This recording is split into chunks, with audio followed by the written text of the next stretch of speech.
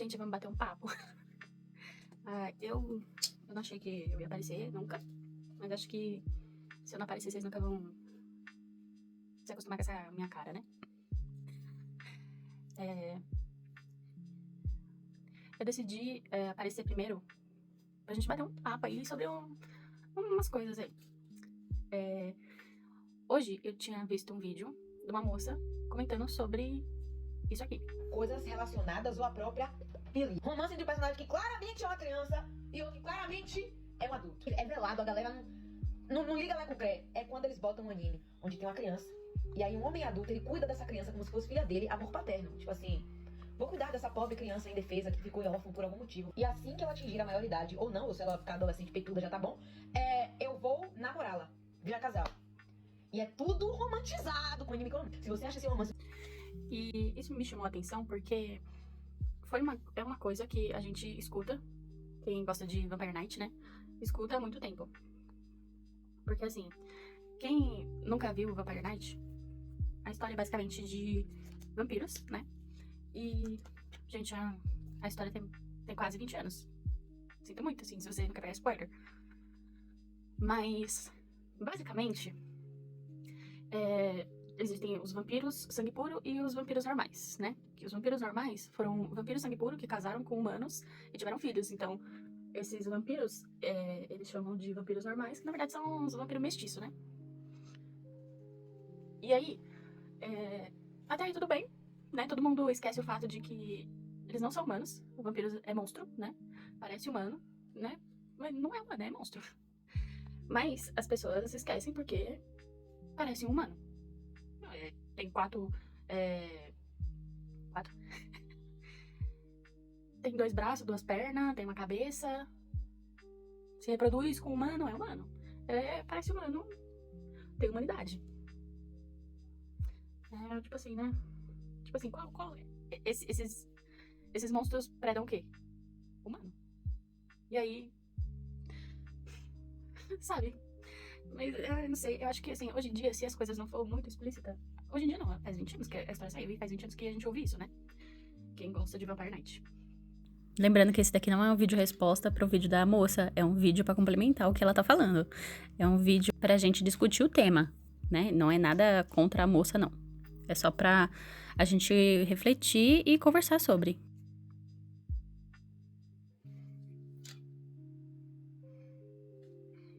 Eu não sei sentar assim e falar sem perder o fio da meada.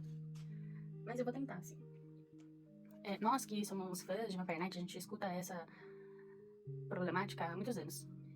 E um tempo atrás, mais ou menos uns 4, 5 anos atrás, eu fui atrás de saber, de pesquisar, de ir atrás dessa problemática.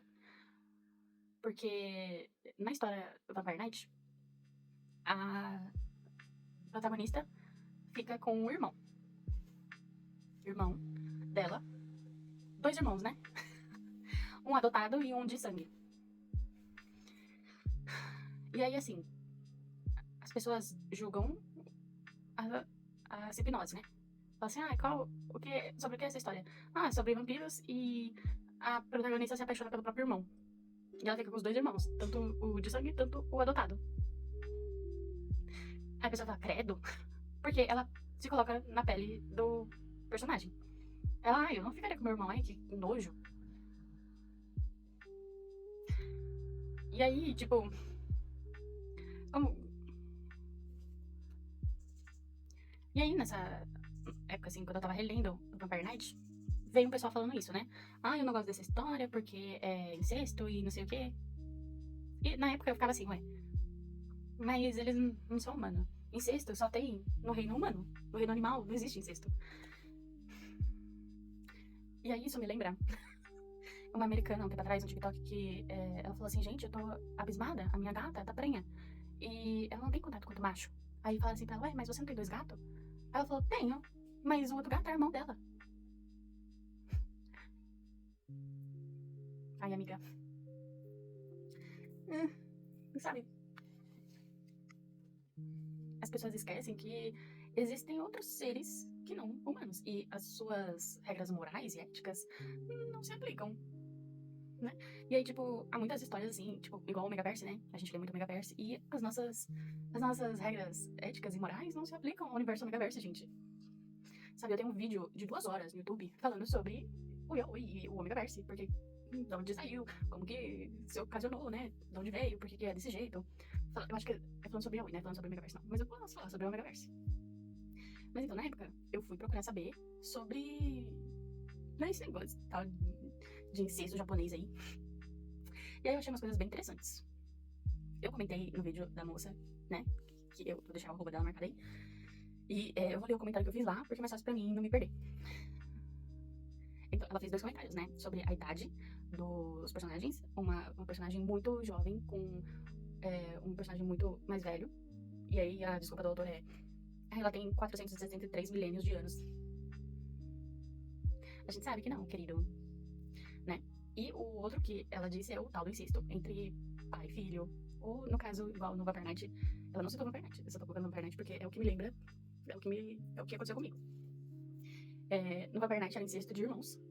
Na obra que ela cita Violet Evergarden. Eu não assisti Violet Evergarden, eu ouvi falar da história, eu vi gente fazendo review. Eu sei mais ou menos do que se trata. E ela explica que era uma personagem órfã, e aí esse cara pegou pra criar essa personagem órfã. E quando ela ficou adulta, eles formaram um casal. E aí, pra ela, isso daí é incesto. Porque aqui no Brasil isso enquadra incesto. Mas aí é que tá a coisa da questão. Eu falei assim, né? A idade, sem dúvidas, é nojento. A diferença de idade, né?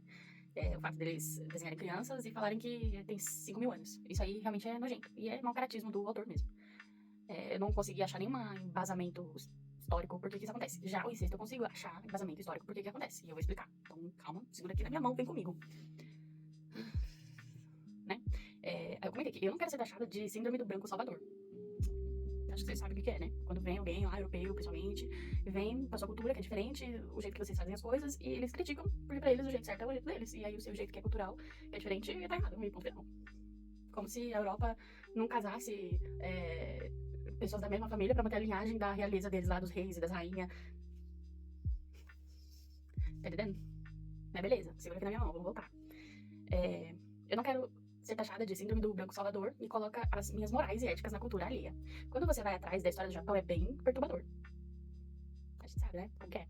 As histórias de incesto entre irmãs, entre pais e filhos, e etc., vêm entre a era Edo e a era Meiji. São 2 tempos da história aí. Eu vou pesquisar e vou colocar a data. Mas é mais ou menos desse tempo que vem esse acontecimento histórico aí, que influenciou na cultura e permeia até hoje. Então, assim, naquela época, as famílias rurais criavam e vendiam suas filhas. Quanto mais velha, mais cara. A família gastava com mais recurso. Então, por exemplo, era mais barato você vender uma filha que tinha 5 anos do que vender uma filha que tinha 15. Porque você ficou 15 anos gastando recurso da família pra criar aquela menina. Enquanto a outra você só criou 5 anos, então você gastou menos. Então, em tese, seria mais barato criança do que adulto, né? Pois era uma mão de obra menos útil. As famílias rurais queriam filhos homens para trabalhar na roça e, eventualmente, na cidade. Coisa impossível para a mulher. Gente, não faz muito tempo que mulheres não podiam desenhar e escrever mangá no Japão. Não faz muito tempo. E, tipo assim, elas começaram a publicar mangá, escrever, desenhar no Japão, legalmente, nos anos 70, final dos anos 70. Antes disso, elas não podiam fazer isso. Num país que é milenar, que tem 2, 3 mil anos. Tá entendendo? Então, naquela época, mulher não conseguia emprego, assim. Vamos sair ali na cidade e conseguir um emprego. Não era uma realidade, né? Então, só tinham 2 motivos pra se manter uma filha. Símbolos de status, porque você tem dinheiro pra manter uma ou mais filhas, então tipo, sabe a fulana, filha do ciclano? Sabe o ciclano que tem 2 filhas? A pessoa que tem dinheiro pra manter, pra bancar, entendeu? Fora que também era usado como ato político, né? Então tinha os clãs. Então, se você tinha uma filha e você queria o território do clã X, você ia lá e casava sua filha com o filho do clã X. E aí você juntava as forças e juntava o clã. E o seu clã ficava maior, entendeu? Uma mulher era usada como moeda de troca. E assim em vários países, não só no Japão. Mas a gente tem que sempre lembrar, né? A gente sabe da nossa história aqui no Brasil, como as mulheres sofreram aqui, mas não foi igual o que as mulheres sofreram lá na Ásia. Vamos sempre, né, lembrar do contexto cultural, histórico aí, né? Por que eles pensam desse jeito? Por que pra eles é natural umas coisas que pra gente não é?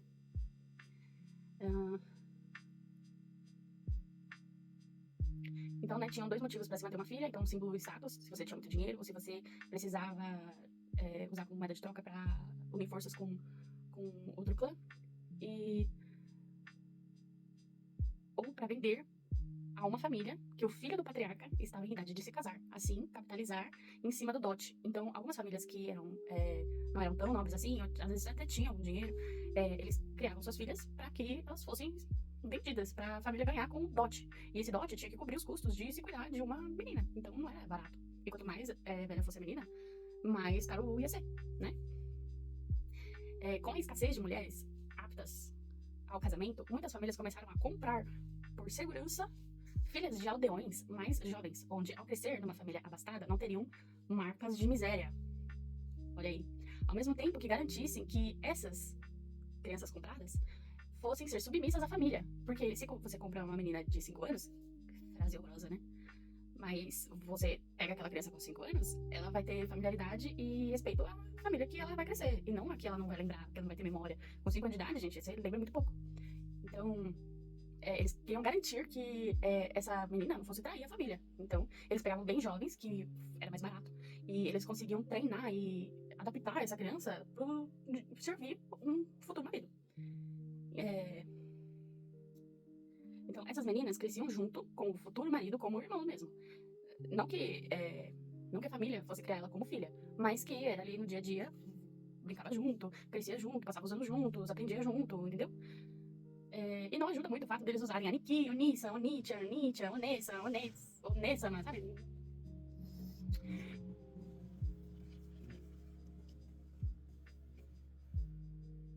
Que são maneiras carinhosas, respeitosas de se chamar de irmão.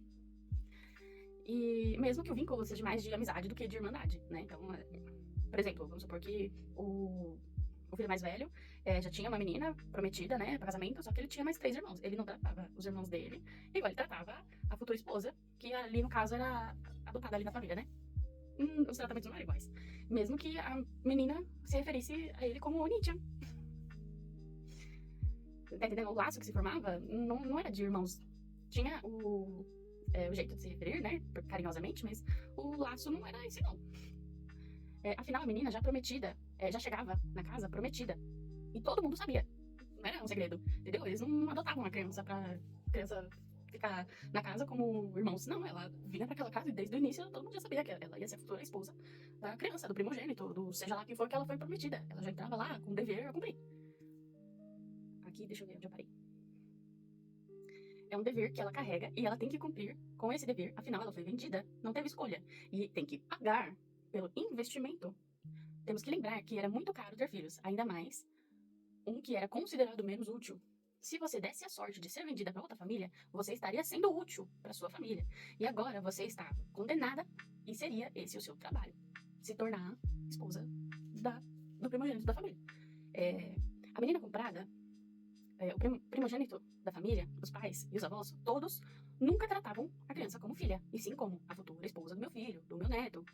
Mesmo a criança tendo 5, 6 anos, isso é cultural deles, é cultural deles lá, né? Pra gente não faz sentido, a gente não faz isso. Mas lá deles teve, é cultural deles, e é normal pra eles. Tem sempre que lembrar aqui, né? Vamos comigo aqui, segura aqui na minha mão.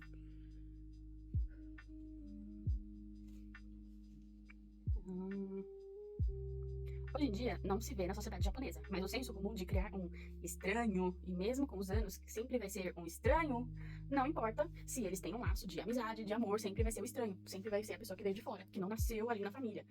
Os filhos da relação não vão ser estranhos, mas a esposa trazida sempre vai ser estranha.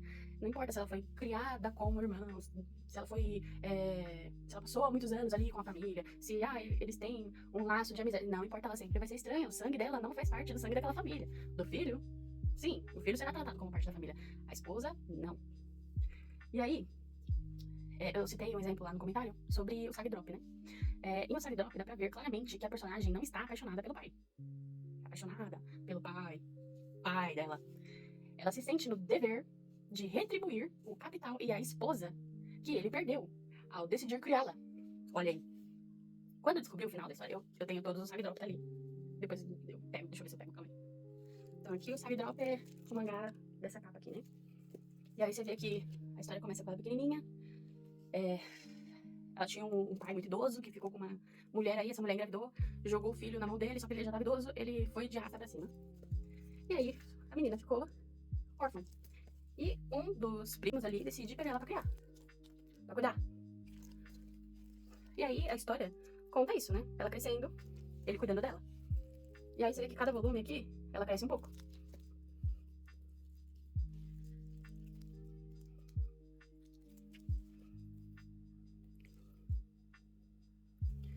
Até chegar no fatídico volume, em que ela tá se formando na escola, né? No ensino médio. Ela se declara, né? Se formando. E aí, assim, quem leu a história, eu parei no meio. Porque, assim, eu tava começando a ler, aí eu descobri o final, aí eu fiquei meio enojada, assim, aí eu escondi esses mangás e quis esquecer. Eu não quis nem vender, nem me livrar, porque eu não queria que outra pessoa gastasse o dinheiro, sabe? Com essa história. Eu fiquei meio assim, né? Meio, sei lá. Mas quem leu a história vê que ela gostava de um coleguinha, e tinha um coleguinha que gostava dela, da escola. Só que ela tinha medo de nutrir algum sentimento com esse coleguinha, porque ela se sentia no dever de retribuir o que o pai dela fez por ela. Então, assim, ela nunca chama ele de pai na história. Que eu me lembre, assim, eu tenho que reler isso aí. Mas que eu lembre, ela nunca chama ele de pai. E ele nunca chama ela de filha. Então, esse relacionamento aí, eles são pai e filhos. Nem eles se consideram assim. É sempre aquele sentimento de que, se você não é filho consanguíneo do pai e da mãe, você é um estranho na casa. Coisa deles lá. É coisa deles lá. E aí, então aqui, somente após um japonês explicar a situação sociocultural do Japão em relação ao personagem, que eu fui compreender o que significava a história. Continuo não compactuando. Não compactuo. Mas, pelo menos, agora eu compreendo o que se trata o relacionamento. O problema é que nos trazem as histórias, mas não nos trazem a história. Tá entendendo? Nos trazem a história. Toma aqui. Toma aqui essa história.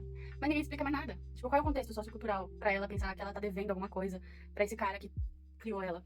Isso ninguém explica. Tipo assim, podia ter uma nota de rodapé aqui trazendo o contexto histórico. Mas não tem nada. Então você lê isso aqui com as lentes de uma pessoa que nasceu no Brasil. Uma pessoa que nasceu no continente latino. Que tem 500 anos de história só e nunca passou essas problemáticas de clãs e guerras civis. Né? Então, assim, quando eu li isso aqui, quando eu estava lendo isso aqui, eu achava que a história estava indo pra um caminho, eu achava que era o relacionamento de um pai e filha, né? Quando eu comprei esse mangá aqui. E depois não, é o relacionamento de duas pessoas que estavam bem tristes ali e um lavando a mão do outro, né? Tipo assim, ela era órfã, ele decidiu cuidar dela. E aí, quando ela já era grande o suficiente, ela decidiu que agora ela ia cuidar dele como uma esposa. Porque como ele tinha uma criança pra cuidar, ele não conseguiu se casar. Então, ela pega pra ela esse problema e fala assim, já que por causa de mim você não conseguiu uma esposa, eu vou ser sua esposa. E aí agora eu vou cuidar de você, agora eu vou pagar a dívida, eu vou retribuir. E lá no Japão isso faz sentido. No japonês isso funciona. Pra gente é um absurdo. Tipo assim, como assim você vai ter que retribuir seus pais? Sabe, pra gente não faz sentido. Pra eles fazem. Entendeu? E aí eu precisei de um japonês vir explicar essa tal sociocultural aí, essa situação, pra me entender, né? Tipo assim, igual eu falei, não compactuo.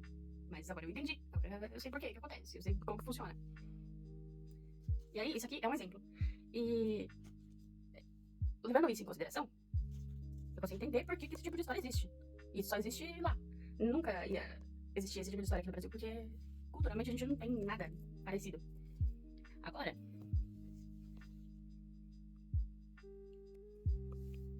Agora, rebobinando e voltando pra Vampire Night, as pessoas também falam de, é uma... como que é? É um incesto. Primeiro que assim, igual eu falei, eles não são humanos. O japonês, ele vê o incesto de maneira diferente, como eu já expliquei. Então, pra eles, tem que nascer na mesma mãe, no mesmo pai, ser junto ali pra ser considerado irmãos. E se não for assim, é estranho. E tá, respeite. É o jeito que eles fazem, é o jeito que eles entendem. E pra eles funciona assim, beleza. Não compactuamos, mas entendemos, né? Só que o Vampire Knight, eles não são humanos. Então já, tipo, pega a sua moral e a sua ética e guarda aqui no potinho, né? Vamos guardar aqui no potinho aqui e deixar aqui de lado. Porque não tem ética e moral pra vampiro que se alimenta de humano, não. Tá entendendo? Aí, as pessoas têm que voltar a ler as histórias em terceira pessoa, entendeu? Você não é o personagem não é você. Você não precisa sentir as dores do personagem. A gente lê histórias justamente pra vivenciar outras coisas que a gente não faria, entendeu? Eu não posso pegar um dragão e sair voando, mas a história me proporciona isso. E é muito difícil falar sobre Vampire Knight, é muito complicada a história.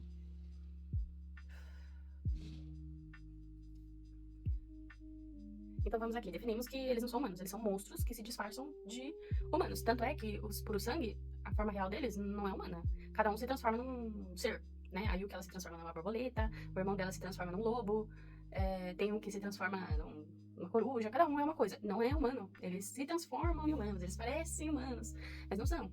E aí não tem como falar que, eles estão numa relação incestuosa. Porque incesto só acontece com humano, e eles não são humanos. Só aí já deveria derrubar a crítica, entendeu? A outra crítica é que é vendida a história como um romance, porque a gente, como humano, lê aquilo como romance. Mas eles não têm uma história romântica, não. Sinto lhe dizer, assim. Mas se você for olhar o lapso temporal, assim, eles são um vampiro de puro sangue. Eles vivem milênios. Não é amor. É só solidão. Eles sentem solidão. E a história mostra vários puro sangue morrendo e se despedindo e indo de arrasta pra cima por causa da solidão. O que eles tentam combater é a solidão, não é amor. Nenhum deles amam como humanos ali, porque eles não são humanos. Eles tentam combater a solidão. Eles não conseguem ficar sozinhos, porque eles vivem muito tempo. E é isso, é o combate da solidão, não é amor. Mesma história sendo vendida como romance.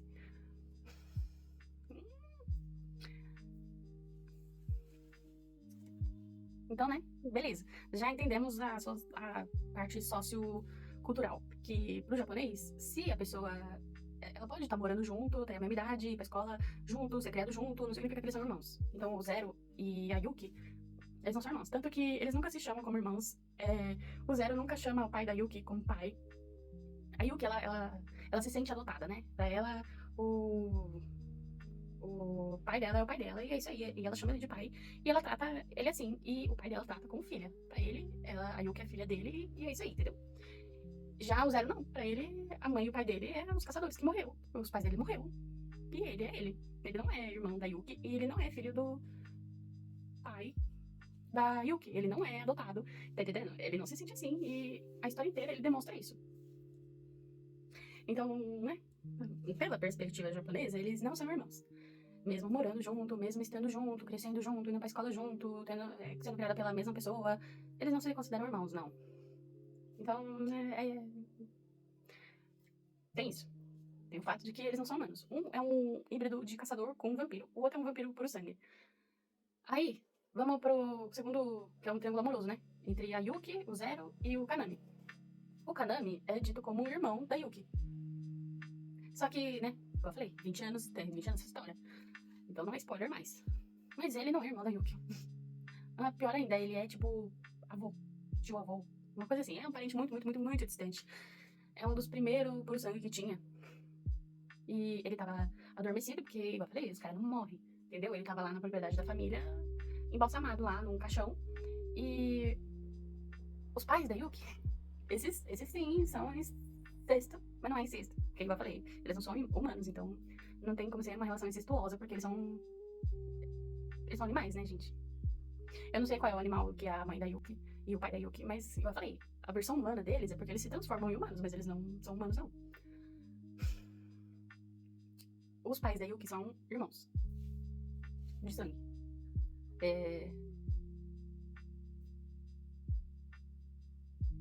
É a única relação que você pode chamar de incesto, seria os pais da Yuki. Porque ele é uma árvore genealógica muito maluca. Eu vou tentar desenhar. Tem o patriarca da família, que é o vô, tio-avô. Não fica muito claro. Não entendi também. Se você entendeu aí, você me avisa também. Tem o patriarca da família. Ele perdeu o amor da vida dele e ele decidiu dormir, já que ele não podia morrer, porque ele não podia se sacrificar depois que o amor da vida dele se sacrificou, porque ela teria se sacrificado em vão. Então ele não podia ir de raça pra cima, mas ele também não queria viver em solidão, sem ela. Então ele se embalsamou num caixão lá e ficou até hoje. Aí, por isso que eu acho que ele é tio-avô, porque ele não teve filho, mas os parentes dele tiveram. E aí os parentes dele que os avós da Yuki tiveram o tio da Yuki e eles ficaram vivendo durante muitos anos. Nisso, os avós da Yuki prometeu pro filho mais velho que eles tentariam uma gravidez novamente pra dar uma companheira pra esse filho mais velho, porque ele já tava há muitos milênios aí sozinho. E ele ficou esperando e veio o pai da Yuki. E aí ele, meu Deus, tenta de novo. E aí eles foram tentando de novo, e aí nasceu a mãe da Yuki. E aí ele, pronto, a minha amada, minha prometida, né? Case-se comigo. Só que ela cresceu e falou assim, não, eu não quero o irmão número 1, eu quero o irmão número 2. E o irmão número 2 falou, beleza. Tchau, arrivederci, vamos ficar juntos, é isso aí, já era. E eles saíram juntos e falaram assim, a gente agora vai viver um relacionamento e o problema é seu. E aí o filho mais velho ficou meio dodói da cabeça, porque, né, ficou anos esperando uma parceira. E aí quando conseguiu, ela foi roubada. Roubada. Então ele ficou muito louco e aí começa a história do Vampire Knight. Porque ele foi atrás da mãe da Yuki pra roubar ela de volta. Só que ele não conseguiu. E aí a segunda vez que ele tentou, ele pegou o filho mais velho da mãe da Yuki, o irmão mais velho da Yuki, pegou esse bebê que ela tinha acabado de ter e deu como sacrifício pra aquele tio-avô, naquele sarcófago. E sacrificando esse bebê, voltou à vida o tio-avô dela. Então, o irmão da Yuki morreu. O bebê, gente. E o tio-avô da Yuki, como ele tava muito fraco, porque ele ficou milênios no sarcófago, e ele só tinha recebido sangue suficiente de um bebê, ele se transformou no bebê pra preservar a energia. Os pais da Yuki sabiam. Porque, gente, os caras é sobrenatural, eles sentiram o cheiro, viram que não era o cheiro do filho, viram que tinha cheiro do sangue do filho, mas não era o filho. Entendeu? Eles sabiam, né? Mas, como ele tinha se transformado num bebê, eles iam criar como filho. Criar como filho. Não era o filho. E eles sabiam. Mas eles iriam criar como filho. Tá entendendo? Tá entendendo? E aí, nisso, ele vai crescendo e ele se torna solitário de novo. Porque, igual eu falei, ele tinha perdido o amor da vida dele e ele ficou nesse sarcófago lá há muitos anos. E com os pais da Yuki, ele não tava mais sozinho. Só que, como eles eram puro sangue, eles faziam parte da alta sociedade lá, eles agora tinham deveres a cumprir como membros da sociedade vampirística. E agora ele voltou a ficar sozinho, porque os pais tinham que cumprir as agendas e ele ficava sozinho. Então os pais falaram assim, olha, a gente vai te dar uma companheirinha. E aí eles tentaram ter um filho, e aí nasceu a Yuki. E a Yuki foi a prometida dele. Do mesmo jeito que a mãe da Yuki foi a prometida do irmão mais velho dela, o tio da Yuki. A gente é igual... porque eles têm que preservar o sangue puro. Porque não adiantava nada ele casar com um vampiro normal, porque o vampiro normal vai morrer antes. Igual humano, entendeu? Então... Ai, gente... complicado, viu? Então, os pais da Yuki têm a Yuki. E aí ele fica feliz da vida. Ele, agora não vou ficar mais sozinho, né? Não vou mais ter essa solidão e não sei o quê. E é aí que a gente começa a ler a história. Quando o tio da Yuki leva os pais da Yuki de arrasta pra cima. E ela perde as memórias pra se preservar. E é sobre isso, entendeu? Eles não são irmãos. Ele foi criado como irmão dela, mas não era irmão dela. Ele era o tio, avô, tataravô. E eles não são humanos, eles são monstros. Eu sei que é difícil, né, gente? Mas quando a gente lê uma história, procura entender o que a história tá contando e deixa suas regras morais na sua caixinha aqui de ser humano comum que vive uma vida real e no mundo, né, real. Quando você entra no mundo da história, você tem que abrir a sua caixinha e entender as regras e leis morais daquela história. Não tô defendendo o incesto, tá bom? Deixando isso bem claro. Também não tô defendendo age gap grande. E igual eu falei, os autores que fazem as personagem criança falando que tem 5 milhões de anos, eu acho isso daí ridículo. Eu só estou falando aqui porque isso acontece de a pessoa pegar as regras do mundo real aqui e tentar aplicar a um mundo que não existe. Gente, é sobrenatural, os caras é vampiro, isso não existe. Tá entendendo? Você tem que trazer aquela história, aquele mundo que foi criado pra você, pra sua mente aqui se divertir com isso. Não você pegar a sua mente e tentar enfiar na história, gente. Você só vai passar a raiva. Né? Vamos vamos parecer mais, vamos, né, tentar colocar a história na nossa cabeça, e não a cabeça na história, né? Que isso não funciona. E isso acontece com BL também, né? Eu posso fazer um vídeo falando sobre BL, mas é a mesma coisa. Quando as pessoas falam, principalmente dos manhwa coreano, falam assim, tem muita história com estupro, né? E você tem que entender a sociedade coreana, do mesmo jeito que eu expliquei aqui a sociedade japonesa, que eles tinham essa escassez de mulher, eles vendiam as crianças para ser parceira e tal. Na Coreia, gente, é o país que mais tem número de problemas relacionados a gênero. Lá, 90% das mulheres já sofreram algum tipo de abuso. Aí você acha que quando elas forem escrever uma história sobre relacionamento, não vai ter abuso? 90%, gente, é um número muito grande. O Brasil, que eles consideram como país não desenvolvido, não tem um número tão grande assim. Mesmo que esses últimos casos de feminicídio aí, a nossa taxa não beira 90% e do que os coreanos beira. Lá, 90% das mulheres sofreram algum tipo de abuso sexual, verbal, de financeiro. E aí, obviamente, isso repassa para as histórias. As pessoas não querem levar em consideração a história cultural do país, de origem da história. As pessoas só levam em consideração a própria bagagem. Porque se fosse eu, não faria isso. Eu não faria uma história com um plot twist de estupro. E aí, quando você vai ver a sociedade coreana, ela é formada em cima disso. E aí, tipo assim, se é a vivência cultural daquele país, você acha que eles iam escrever sobre o quê? Não sei, entendeu? E o mesmo problema que tava acontecendo no BookTok, no BookTok, que a moça tava falando sobre booktokers que ela não segue mais. Isso aí é uma pauta americana que teve nos Estados Unidos, gerou uma polêmica nos Estados Unidos, ano passado, ano retrasado, e foi trazida pro Brasil. Ela mesma falou no vídeo que ela se inspirou numa gringa pra fazer um vídeo. No Brasil, a gente importa muito problema dos Estados Unidos.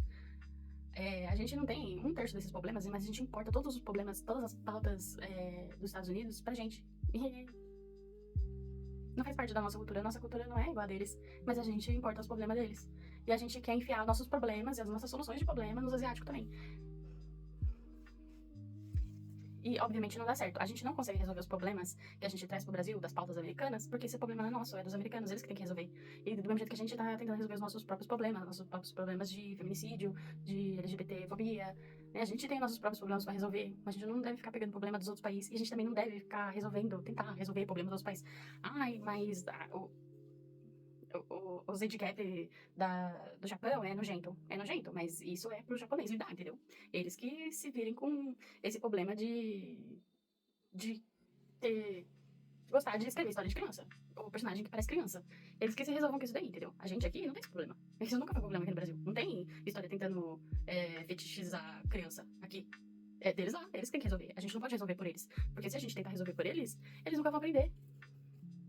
Entendeu? Cada um tem que lutar suas próprias batalhas. A gente não pode lutar as batalhas dos asiáticos. Eles têm que vencer as próprias coisas. Do mesmo jeito que se hoje os LGBT têm um pouco de direito aqui no Brasil, foi porque eles lutaram aqui. Entendeu? Do mesmo jeito que os LGBT vão ter que lutar lá na se eles quiserem ter os mesmos direitos. Eles vão ter que lutar as batalhas deles. Tá entendendo?